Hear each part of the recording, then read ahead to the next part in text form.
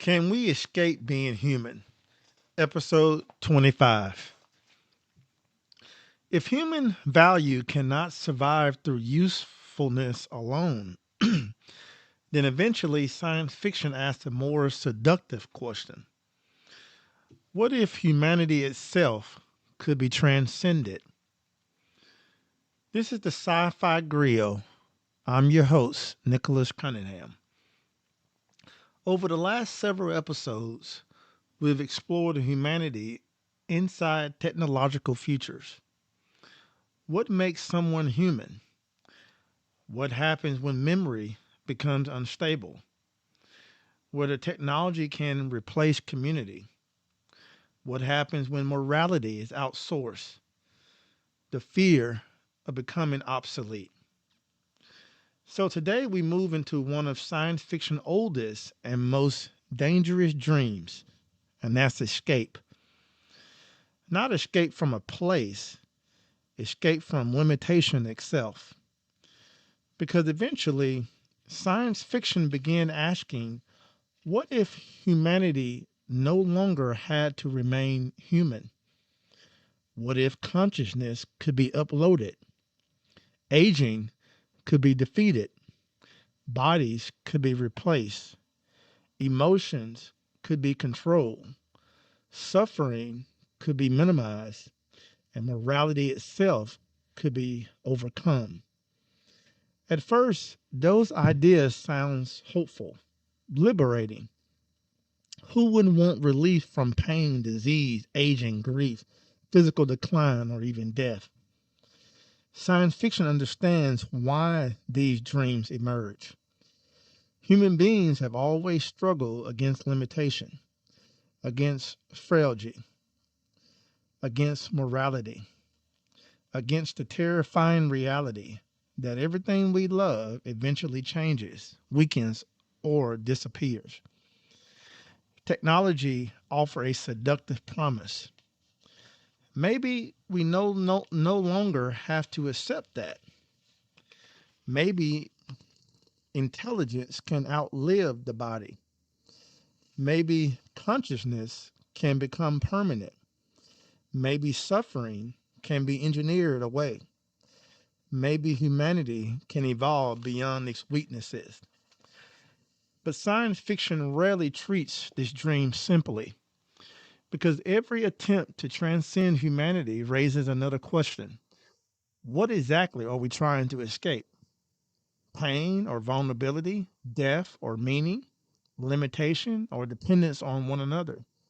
Or even perhaps most importantly, if we remove everything uncomfortable about being human, then what remains? Science fiction keep returning to this tension because many futuristic society become obsessed with optimization, permanence, enhancement, immortality, control over the body, control over emotion, control over death itself. But often, the more these futures try to escape humanity, the colder they become. Not because technology is evil, but because limitation itself may be connected to empathy, meaning, and relationship. Mortality gives urgency, vulnerability creates compassion, need creates community. Science fiction repeatedly asks, if we eliminate human limitation entirely, will we accidentally eliminate parts of humanity too? And that's where we're headed today. Not just toward immortality, for the emotional cost of trying to transcend what we are. In Altered Carbon, the film asks one of the clearest questions about transhumanism. What happens when consciousness becomes transferable? In the world of the show, human minds are stored digitally. Bodies become replaceable, death becomes negotiable. At first, it sounds revolutionary. The end of mortality, the end of physical limitation, the possibility of endless continuation. But science fiction immediately noticed something important. Immortality creates morality. The wealthy live indefinitely. Power accumulates permanently. Experience become concentrated. And slowly human beings begin drifting away from ordinary emotional life because mortality creates urgency. When life is temporary, choices matter differently. Relationship matters differently. Time matters differently. In altered carbon, endlessness creates emotional detachment. People become numb, decadent, disconnected, increasingly indifferent to suffering because consequence itself become unstable. Science fiction keeps warning us about this. Mortality is painful, but mortality also shapes meaning.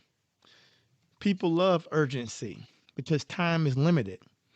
People sacrifice because moments matter. People forgive, remember, and grieve because life is fragile. And altered carbon suggests something deeply unsettling. A society obsessed with escaping death may accidentally weaken its relationship to humanity itself. Not because immortality automatically corrupts, but because endless continuation changes emotional perspective. When nothing ends, urgency fades, and science fiction keep asking, would endless life actually deepen meaning or slowly hollow it out? In Transcendence, it explores another classic science fiction dream, uploading consciousness. The idea that the human mind could survive beyond the body. Again, it sounds hopeful initially.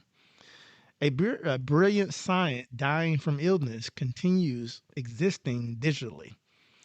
No more physical limitation, no more biological frailty. But the film slowly becomes disturbing because consciousness separated from embodied humanity begins changing. Perspective expands, power increase, and emotion shifts.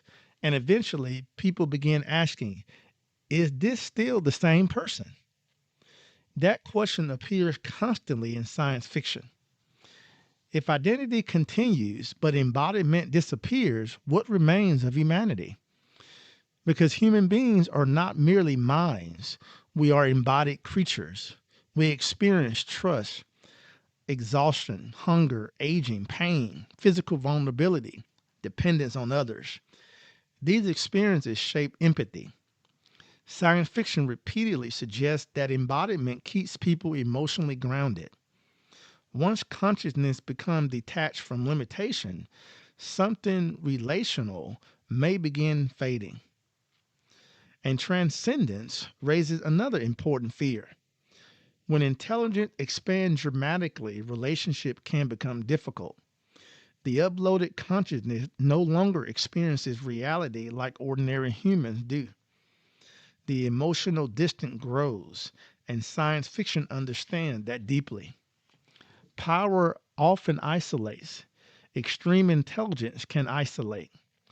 Immortality can isolate. Not because those things are inherently evil, but because of shared vulnerability is one of the foundation of human connection. We touched on Ghost in the Shell in the last episode through enhancement, but that story also explores something deeper. What happens when identity itself becomes fluid? Bodies replaced, memories manipulated, consciousness transferred. Eventually, selfhood become unstable. And that instability creates anxiety because human beings rely on continuity. The sense that I am still myself. Science fiction understands that identity is partly anchored through limitation. Memory, bodies, immortality, history, in relationship. When all of those become modifiable, people may gain freedom, but they may also lose grounding. That's one reason cyberpunk stories often feel emotionally cold.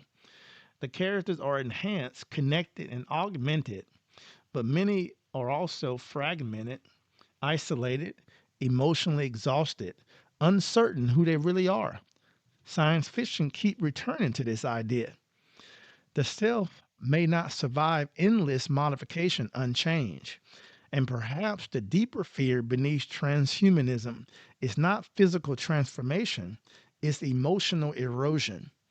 The possibility that in trying to become more than human, people lose connection to the very thing that made human life meaningful. The Matrix is also another version of this question.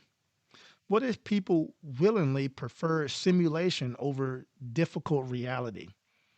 The machines do not merely imprison bodies, they offer comfort, predictability, meaningful illusion.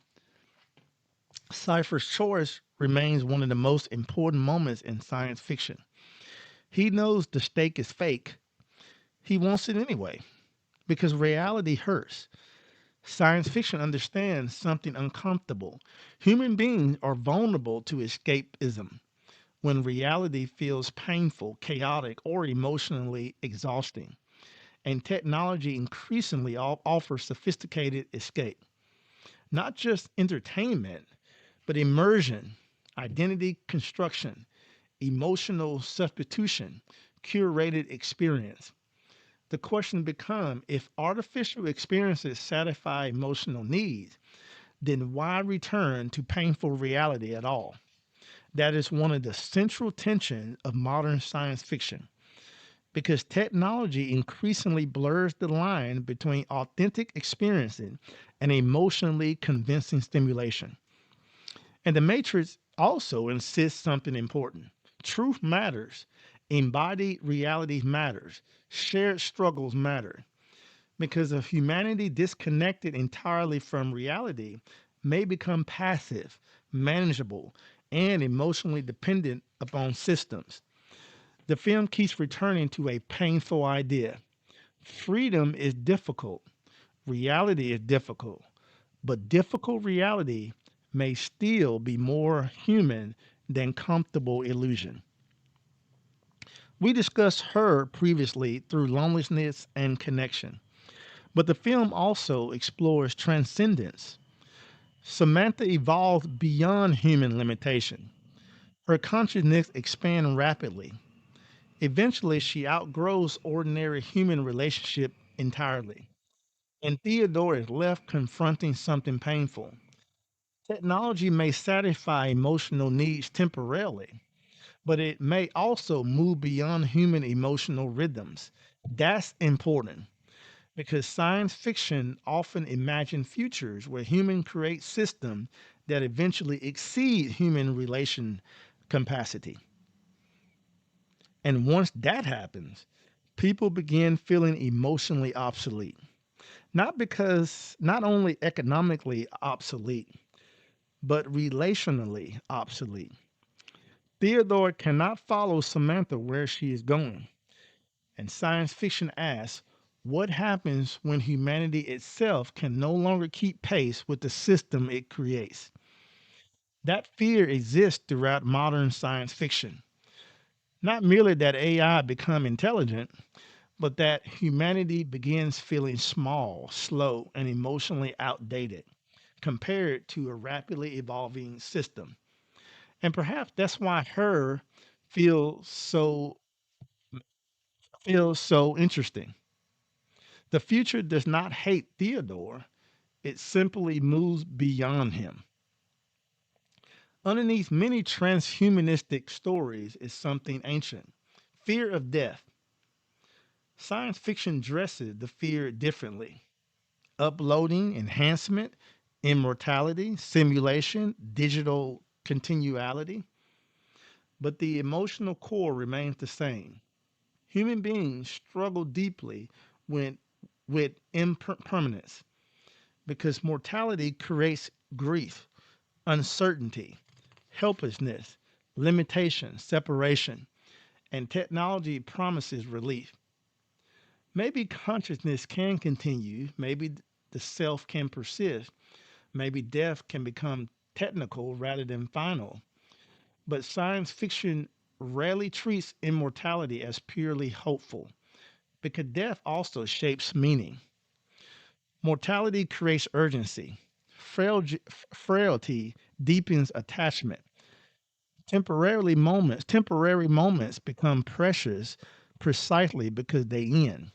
Science fiction keep asking, if human beings no longer face endings, would love still feel the same? Would sacrifice still matter? Would courage still matter? Would time itself still feel valuable? That's why so many immortal characters in science fiction become emotionally detached. Without ending, experience can flatten. And perhaps the genre is suggesting something radical. Human limitation is not merely a problem, it may also be part of what gives life emotional depth.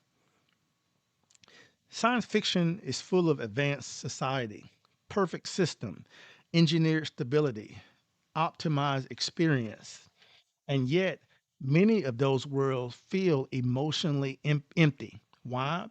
Because utopia often prioritizes control, efficiency, permanence, predictability, optimization. But human flourishing may require uncertainty, vulnerability, emotional risk, freedom, imperfection. Science fiction repeatedly warns us that eliminating every human discomfort may also eliminate wonder, resilience, courage, intimacy, growth. That does not mean suffering is, is good. The genre is not glorifying pain. It is questioning whether total control is emotionally compatible with humanity.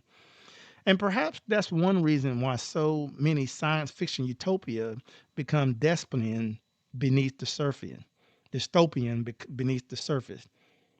Because systems trying to perfect humanity often become hostile toward the very traits that makes people human.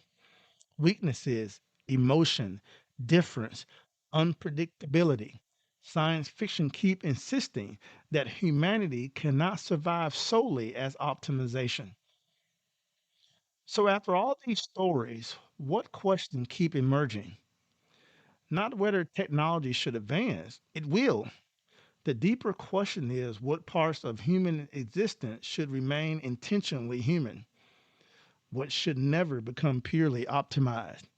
Love, grief, memory, parenthood, friendship, moral struggle.